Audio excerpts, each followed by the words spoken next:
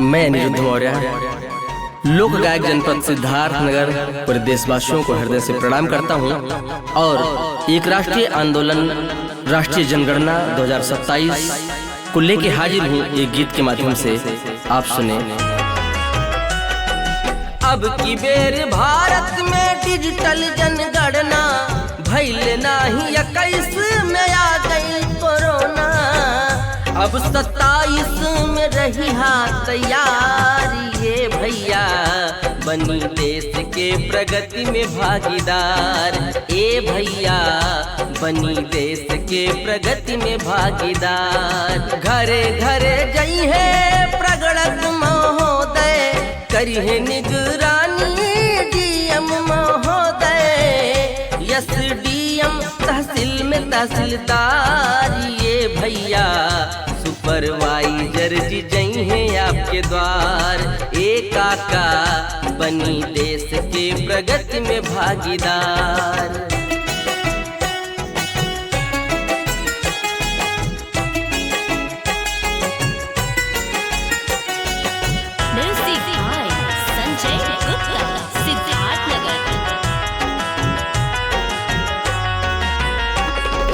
प्रगति और विकास जनगणना के शुभांकर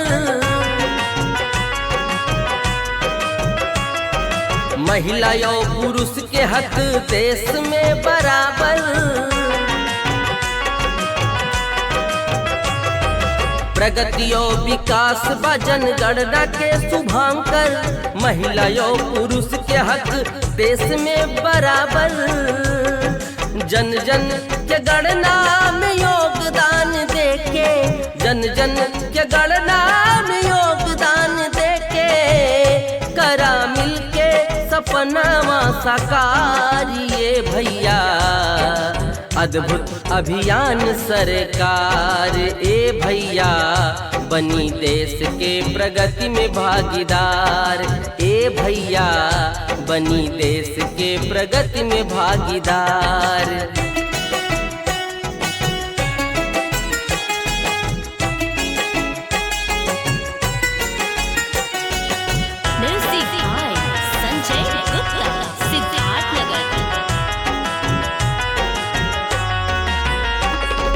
प्रगड़क जी पूछी है 34 सवाल हो।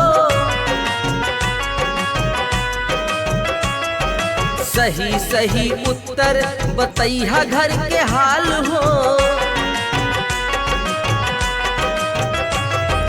पानी शौचालय रसोई घर के सुविधा टीवी कार कंप्यूटर इंटरनेट व्यवस्था परिसर भवन सुविधा संपत्ति पूछिए।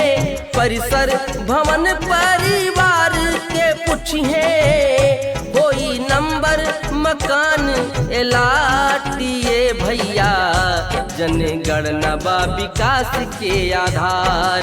ए भैया बनी देश के प्रगति में भागीदार।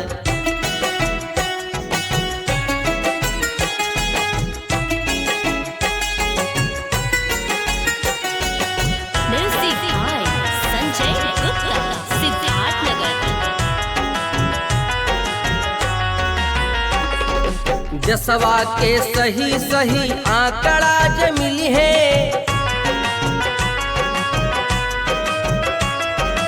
उन्नति या प्रगति के नया नीति बनी है। जसवा के सही सही डाटा ज मिली है। उन्नति और प्रगति के नया नीति बनी है। विकसित बने में अभी क्या क्या जरूरी तय होई मानक स्वास्थ्य और शिक्षा आवास के संग रोजगार। ये भैया बनी देश के प्रगति में भागीदार। ए भैया बनी देश के प्रगति में भागीदार।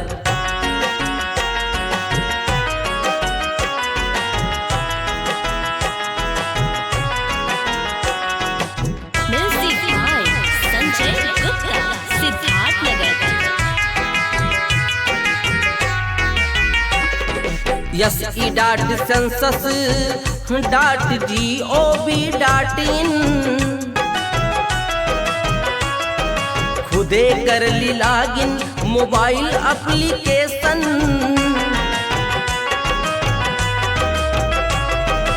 SE.census.gov.in खुदे कर ली लॉगिन मोबाइल एप्लीकेशन। पहली बेर आइल स्वगणना के सिस्टम, पहली बेर आइल स्वगणना के सिस्टम। समावेशी अभिनव अभियान ये भैया बनी देश के प्रगति में भागीदार। ए भैया बनी देश के प्रगति में भागीदार। सिद्धार्थ नगर बुद्ध भूमि से अनिरुद्ध, सिद्धार्थ नगर बुद्ध भूमि से अनिरुद्ध करेले जनगणना के प्रचार। ये भैया अब रउओ रही तैयार। ए भैया बनी देश के प्रगति में भागीदार। ए भैया 27 में रही हा तैयार। ए भैया जनगणना बा विकास के आधार। ए भैया बनी देश के प्रगति में भागीदार। ए भैया